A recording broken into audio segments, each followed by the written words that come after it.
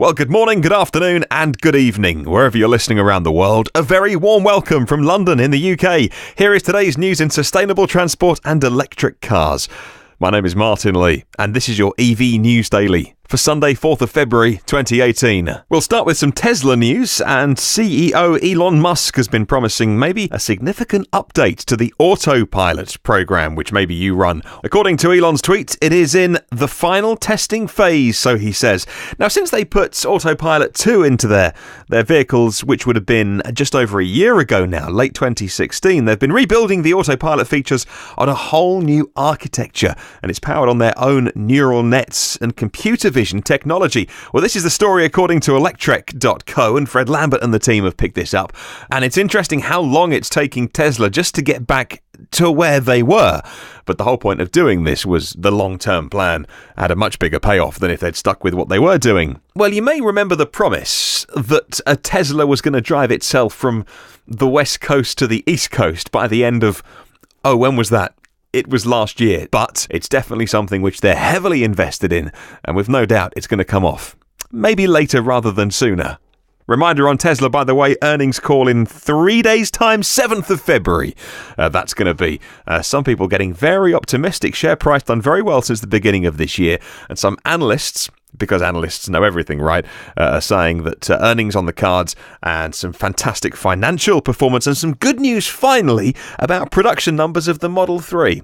Well, that's what the experts say. We'll wait and see on the 7th of February on the earnings call. Well, moving on to an article that we found on Wired.com about the impact of electric vehicles on national power grids. And one of the experts they talked to, who's been studying this for a long time, I thought this was interesting, put a figure on when the grid needs to start. Most power grids need to start making some changes. And that is when 15% of all vehicles on the roads are electric, not 15% of all new vehicles.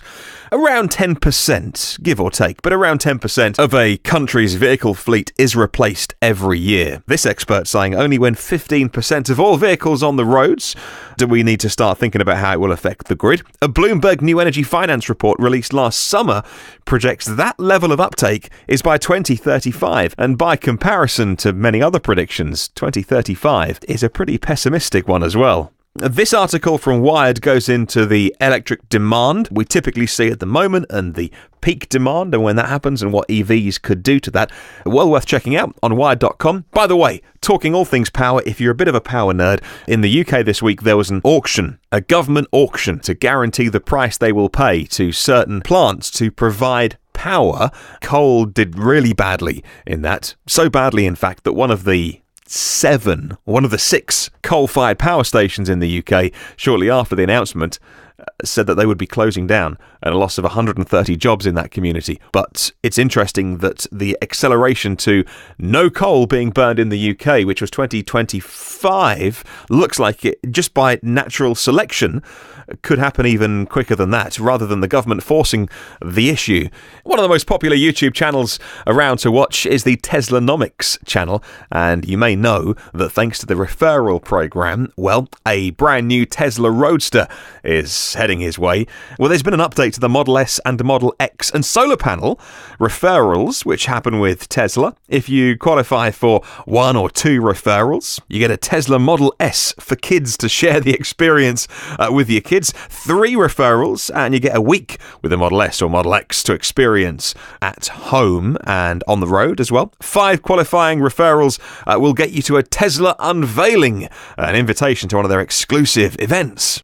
And this is the interesting bit, one winner each week from the Tesla referral scheme will get to race a giant electric semi-truck around Tesla's racetrack. Lots of other car companies are still scratching their head and they can't work out about the cult of Elon and how he's managed to sell 150,000 cars, each one of them, pretty much. Their owner loves their cars and is a huge advocate for the brand. But it's things like that which just get people really involved with Tesla. Well, heading back to Tenerife now, and the mountain of Teide, which is the peak in Tenerife, the volcano, which is still active and due, I believe. We were talking last week about some of the world's media and press were being invited by Nissan to the renewable centre there, the ITER, at Tenerife, to have a look at the brand new Nissan Leaf and review it. And plenty of them did and said very nice things. And we're looking forward to seeing lots of videos coming out very soon from those. Now it seems it's the turn of people who have been